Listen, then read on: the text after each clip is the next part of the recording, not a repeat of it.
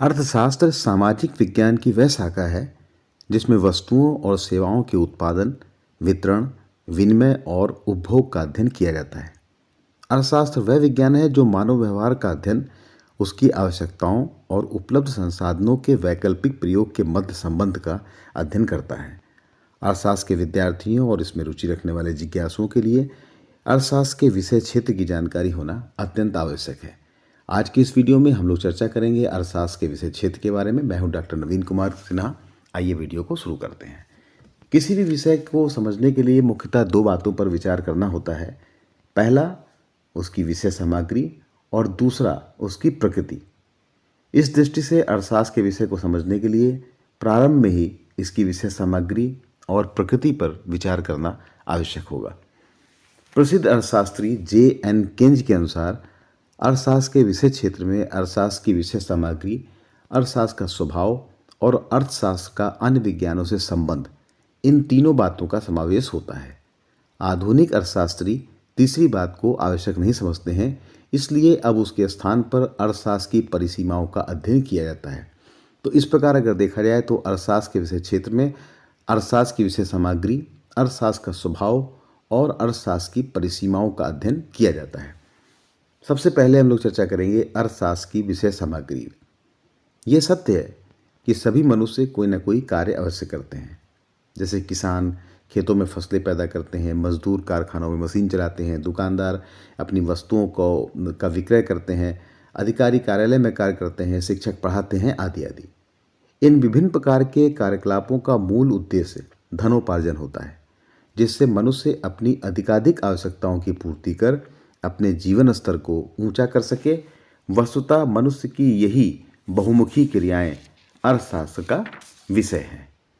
इन सभी क्रियाओं को हम 5 श्रेणियों में विभाजित कर सकते हैं। पहला, वे क्रियाएं जिनका संबंध धन के उपभोग से है।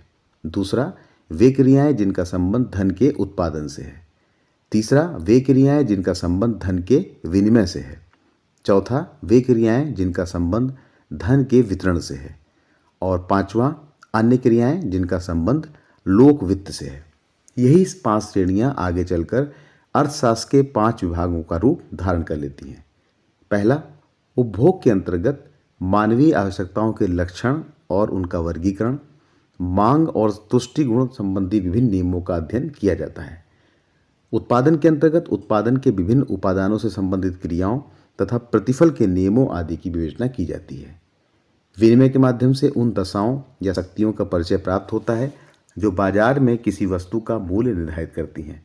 वितरण के अंतर्गत उन नियमों की व्याख्या की जाती है जिनके आधार पर उत्पादन के विभिन्न उपादानों को उनके द्वारा संपन्न किए गए कार्यों के लिए पुरस्कार मिलता है।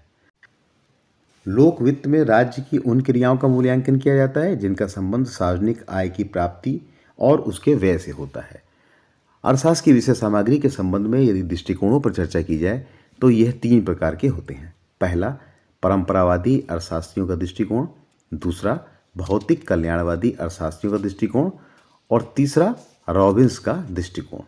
अब हम लोग चर्चा करेंगे सबसे पहले परंपरावादी विचारधारा या दृष्टिकोण का अध्ययन। परंपरावादी विचारधारा के समर्थक अर्थशास्त्री अर्थशास्त्र को धन से जोड़ते हैं। स्मिथ का विचार था कि अर्थशास्त्र का उद्देश्य राष्ट्रों की संपत्ति के स्वरूप व कारणों को खोजना है।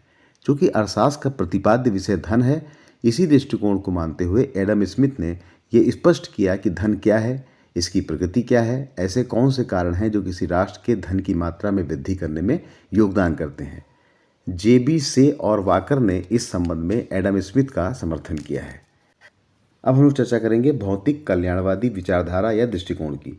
इस विचारधारा के समर्थक अर्थशास्त्रियों ने अर्थशास्त्र का प्रतिपाद्य विषय मानव की क्रियाओं के उस अंग को माना है जिसका भौतिक कल्याण से गहरा संबंध होता है। कार्वर के अनुसार अर्थशास्त्र की विषय सामग्री आर्थिक वस्तुएं नहीं हैं, आर्थिक क्रियाएं हैं। मार्शल, पीगू, कैनन आदि विद्वानों ने कार्वर के इस कथन से अपनी सहमति प्रदान की है। भौतिक कल्याणवादी विचारधारा के समर्थक अर्थशास्त्रियों का मानना था कि अन्य सामाजिक विज्ञानों की भांति अर्थशास्त्र की विवेचना का प्रारंभ व अंत मनुष्य ही है। इस विज्ञान में धन का महत्व केवल इसलिए है कि इसकी सहायता से मनुष्य की आवश्यकताओं की संतुष्टि होती है। धन स्वयं में साध्य नहीं है, वह लक्ष्यों को पूरा करने के लिए एक साधन मात्र है। इसीलिए मार्शल, पीगू आदि अर्थशास्त्रियों ने परंपरावादी विचारधारा को अस्वीकार कर यह प्रतिपादित किया कि अर्थशास्त्र के अंतर्गत मानवीय क्रियाओं का अध्ययन किया जाता है। परंतु मानवीय क्रियाओं का क्षेत्र बहुत व्यापक है, इसलिए अर्थशास्त्रियों ने विषय सामग्री की सीमा निर्धारित करने के उद्देश्य से कहा कि अर्थशास्त्र में व्यक्तिगत और सामाजिक क्रियाओं के मात्र उसी अंश का अध्ययन किया जाता है जिसका भौतिक कल्याण के साधनों की प्राप्ति और उपयोग से नज़दीकी संबंध होता है। मार्शल ने अर्थशास्त्र को परिभाषित करते हुए कहा है कि अर्थशास्त्र की विषय सामग्री में धन और मनुष्य दोनों आते हैं, परंतु इनमें मानव का स्थान प्रधान और धन का स्थान गौण है। अर्थशास्त्र की विषय सामग्री के संबंध में कैनन और पीगू का मत भी मार्शल के दृष्टिकोण से मिलता जुलता है। कैनन अर्थशास्त्र का विषय भौतिक कल्याण बताते हैं। पीगू के मतानुसार अर्थशास्त्र का विषय मानव कल्याण का वह भाग है जिसे मुद्रा के मापदंड द्वारा मापा जा सकता है। यहाँ यह जानना आवश्यक है कि कल्याणवादी विचारधारा को मानने वाले अर्थशास्त्रियों के दृष्टिकोण में लगभग एक से ही दोष हैं। रॉबिन्स का मानना है कि इन विद्वानों द्वारा मानवीय क्रियाओं को भौतिक और अभौतिक में बांटने का प्रयास करना उचित नहीं है, क्योंकि वास्तव में दोनों के मध्य कोई विभाजक बिंदु नहीं है। इस समस्या पर यदि विचार किया जाए तो स्पष्ट होता है कि भौतिक और अभौतिक कल्याण परस्पर एक दूसरे पर निर्भर होते हैं। अब हम लोग चर्चा करेंगे सीमिततावादी विचारधारा या दृष्टिकोण की। अर्थशास्त्र की विषय सामग्री के संबंध में रॉबिन्स के दृष्टिकोण को पाश्चात्य अर्थशास्त्री अधिक युक्तिसंगत, वैज्ञानिक और तर्क की कसौटी पर खरा मानते हैं। रॉबिन्स का मानना था कि अर्थशास्त्र का विषय मानव की कुछ विशिष्ट क्रियाएं न होकर सभी क्रियाओं में विद्यमान वह अंश है जो विविध उपयोग वाले सीमित साधनों और कम अधिक महत्वपूर्ण लक्ष्यों के संबंध से बनता है। दूसरे शब्दों में अर्थशास्त्र का प्रतिपाद्य विषय मानवीय क्रियाओं का निर्णय विधायक पहलू है। रॉबिन्स ने इसे ही आर्थिक पहलू कहा है। अब हम लोग चर्चा करेंगे अर्थशास्त्र के स्वभाव की। अर्थशास्त्र के स्वभाव से हमारा तात्पर्य है अर्थशास्त्र विज्ञान है या कला या फिर दोनों। परंतु इसके पूर्व हम इस संबंध में किसी निष्कर्ष पर पहुँचें, ये जरूरी हो जाता है कि हम विज्ञान और कला का सही अर्थ जान लें। जैसा कि हम जानते हैं किसी विषय के सुव्यवस्थित ज्ञान के भंडार को विज्ञान कहा जाता है। सुव्यवस्थित ज्ञान का अर्थ है कि किसी विषय के संबंध में जो भी तथ्य उपलब्ध हों उनका इस प्रकार अध्ययन और विश्लेषण किया जाए कि जिससे कारण और परिणाम का संबंध ज्ञात हो सके। दूसरे शब्दों में ज्ञान का वह सुव्यवस्थित भंडार जो कारण और परिणाम के पारस्परिक संबंधों की खोज करता है विज्ञान कहलाता है।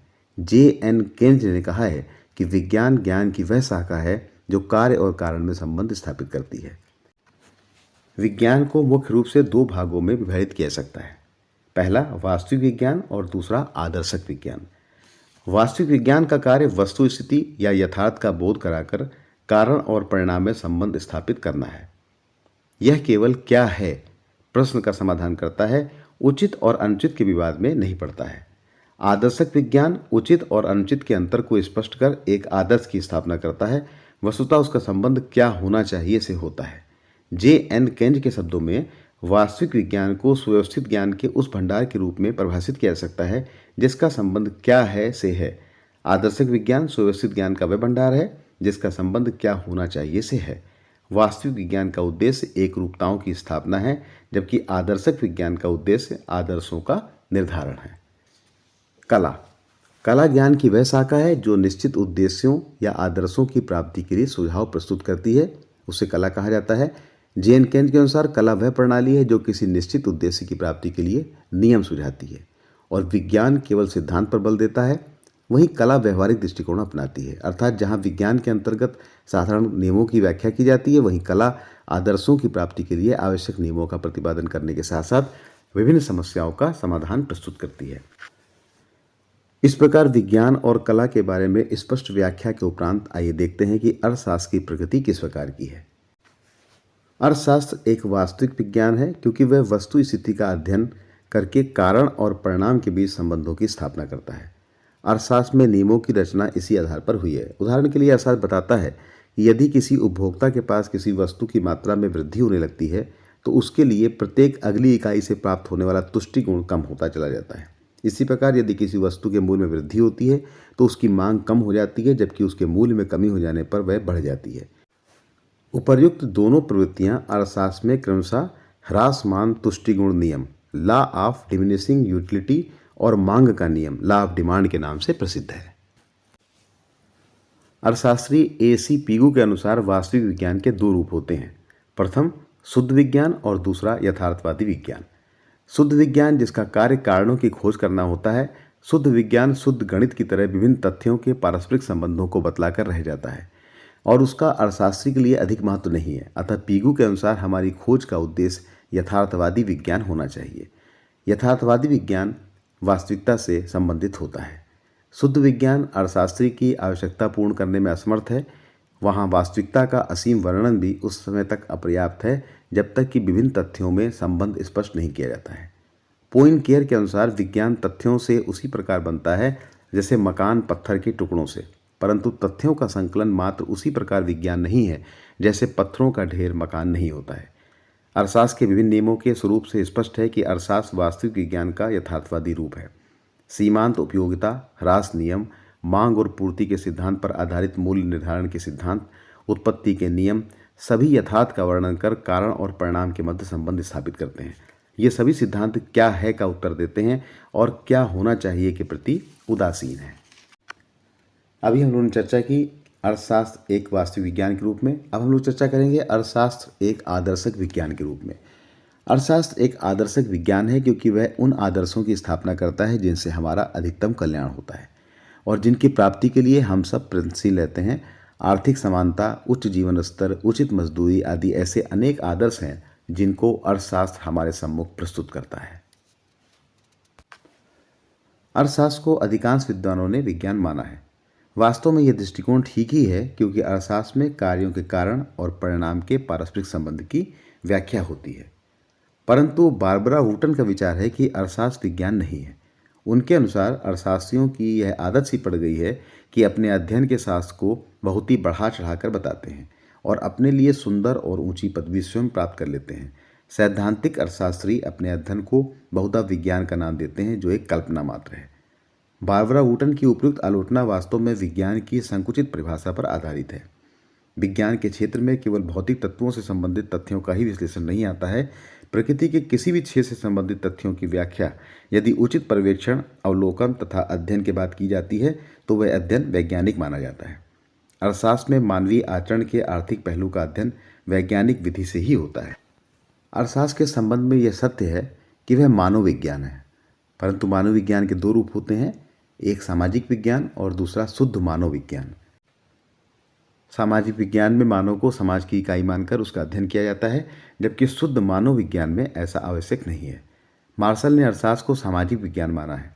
वे इसे सामाजिक विज्ञानों की तुलना में अधिक विकसित और निश्चित मानते हैं। मुद्रा के मापदंड की सहायता से मानव के व्यावसायिक जीवन उद्देश्यों का माप सरलतापूर्वक संभव है। यही कारण है कि अर्थशास्त्र अन्य सामाजिक विज्ञानों की तुलना में अधिक सुनिश्चित है। अर्थशास्त्र का कला पक्ष। कला से अभिप्राय विशिष्ट उद्देश्यों को प्राप्त करने की रीति से होता है। चित्रकार कागज पर तूलिका से रंग भरकर चित्र बनाने के लक्ष्य को प्राप्त करना चाहता है। इसके लिए वह जिस रीति का प्रयोग करता है वह कला कहलाती है। विज्ञान में तथ्यों का विश्लेषण होता है और कला में कार्य करने की प्रणाली का विश्लेषण होता है। दोनों में सामंजस्य स्थापित करना आसान नहीं है। प्रायः जो विषय विज्ञान होता है वह कला नहीं होता है और जो कला है वह विज्ञान नहीं है। ऐसी स्थिति में यह प्रश्न उठना स्वाभाविक है कि अर्थशास्त्र जो कि विज्ञान है तो क्या इसका कोई कला पक्ष नहीं है। इसमें कोई संदेह नहीं है कि अर्थशास्त्र विशुद्ध रूप से तो कला नहीं है, परंतु हम इसके व्यवहारिक पक्ष से भी विमुख नहीं हो सकते हैं। अर्थशास्त्र प्रायः विभिन्न उद्देश्यों की प्राप्ति के लिए रास्ता दिखाता है जो वास्तव में कला की श्रेणी में आता है। विभिन्न आर्थिक योजनाओं का अध्ययन आज अर्थशास्त्र की विषय सामग्री का अभिन्न अंग है। आज के युग में अर्थशास्त्री का ये निश्चित रूप से कार्य है कि वो बताए कि किस रीति का अनुसरण कर राष्ट्रीय आय में वृद्धि हो सकती है, लोगों का जीवन स्तर उन्नत किया जा सकता है, खाद्य और रोजगार की समस्याओं का समाधान कैसे संभव है, आदि आदि। मार्शल के अनुसार अर्थशास्त्र के अध्ययन के व्यवहारिक उपयोग अर्थशास्त्री के मस्तिष्क से कभी भी बाहर नहीं होने चाहिए। उपर्युक्त विभिन्न विचारों की विवेचना के उपरांत अब यह निर्धारित करना है कि अर्थशास्त्र की वास्तविक प्रकृति क्या है। यह आज निर्विवाद है कि अर्थशास्त्र विज्ञान है। Adam Smith, J B Say Senior, Marshall, Pigou, Keynes, Robbins आदि सभी अर्थशास्त्री इस विषय पर एकमत हैं कि अर्थशास्त्र वास्तविक विज्ञान है। यद्यपि जेबी से सीनियर, रॉबिन्स आदि इसके आदर्शवादी पहलू को स्वीकार नहीं करते हैं, तथापि इस संबंध में मार्शल और पीगू का मत अधिक युक्तिसंगत है। हार्ट्रे ने सही लिखा है कि अर्थशास्त्र को नीति से पृथक नहीं किया जा सकता है क्योंकि लक्ष्यों के मध्य तटस्थ रहना संभव नहीं है। अर्थशास्त्र यद्यपि कला तो नहीं है, फिर भी वह ऐसा विज्ञान है जो व्यवहारिक समस्याओं के संबंध में प्रयत्नशील है। सैमुअल्सन के अनुसार अर्थशास्त्र कलाओं में सबसे प्राचीन और विज्ञानों में सबसे नया है। जैसा कि हम लोग पहले चर्चा कर रहे थे कि प्रसिद्ध अर्थशास्त्री J.N. केन्ज के अनुसार अर्थशास्त्र के विषय क्षेत्र में अर्थशास्त्र की विषय सामग्री, अर्थशास्त्र का स्वभाव और अर्थशास्त्र का अन्य विज्ञानों से संबंध, इन तीनों का समावेश होता है। आधुनिक अर्थशास्त्री तीसरी बात को आवश्यक नहीं समझते हैं, इसलिए अब उसके स्थान पर अर्थशास्त्र की परिसीमाओं का अध्ययन किया जाता है। इसी क्रम में अब हम लोग चर्चा करेंगे अर्थशास्त्र की परिसीमाओं के बारे में। अर्थशास्त्र की परिसीमाओं के अंतर्गत मनुष्य अपना ध्यान इस बात पर केंद्रित करता है कि अर्थशास्त्र में किन किन बातों का अध्ययन किया जाता है और किन किन का नहीं। यद्यपि अर्थशास्त्र की परिसीमाओं के संबंध में विभिन्न अर्थशास्त्रियों ने परस्पर विरोधी विचार व्यक्त किए हैं, तथापि इस तथ्य का साधारणतया कोई प्रतिवाद नहीं हो सकता है कि उनकी सबसे स्पष्ट और निश्चित व्याख्या मार्शल द्वारा प्रस्तुत की गई। उनके अनुसार अर्थशास्त्र की परिसीमाएं इस प्रकार से हैं। अर्थशास्त्र में केवल मानवीय क्रियाओं का ही अध्ययन किया जाता है, अर्थात इसके विषय क्षेत्र में पशु पक्षियों की क्रियाएं नहीं आती हैं। नंबर 2, अर्थशास्त्र में केवल उन्हीं मानवीय क्रियाओं का अध्ययन किया जाता है जो प्रत्यक्ष रूप से धन से संबंधित होती हैं। नंबर 3, अर्थशास्त्र में केवल उन्हीं मनुष्यों की आर्थिक क्रियाओं का अध्ययन किया जाता है जो समाज के सदस्य होने के साथ ही साथ वास्तविक और सामान्य भी होते हैं। रॉबिन्स ने इस संबंध में सर्वथा विपरीत विचार व्यक्त किए हैं। उनके अनुसार अर्थशास्त्र में समस्त मानवीय क्रियाओं का अध्ययन किया जाता है, केवल आर्थिक क्रियाओं का नहीं। फिर उनके अनुसार सभी मनुष्य अर्थशास्त्र के विषय क्षेत्र के अंतर्गत आ जाते हैं, चाहे वे समाज के सदस्य हों या ना हों। इसके अतिरिक्त रॉबिन्स अर्थशास्त्र को केवल वास्तविक विज्ञान मानते हैं, क्योंकि उनकी दृष्टि में अर्थशास्त्र लक्ष्यों के प्रति पूर्णतया तटस्थ होता है। तो इसी के साथ हम लोगों ने आज चर्चा किया अर्थशास्त्र के विषय क्षेत्र में अर्थशास्त्र की विषय सामग्री, अर्थशास्त्र का स्वभाव अर्थात उसकी प्रकृति कि वो विज्ञान है कि कला, और साथ साथ अर्थशास्त्र की परिसीमाओं के बारे में। तो आशा है कि ये वीडियो अर्थशास्त्र के विद्यार्थियों और अर्थशास्त्र में रुचि रखने वाले जिज्ञासुओं के लिए उपयोगी सिद्ध होगा। इसी के साथ वीडियो को समाप्त करने की अनुमति दीजिए। थैंक यू, धन्यवाद, जय हिंद।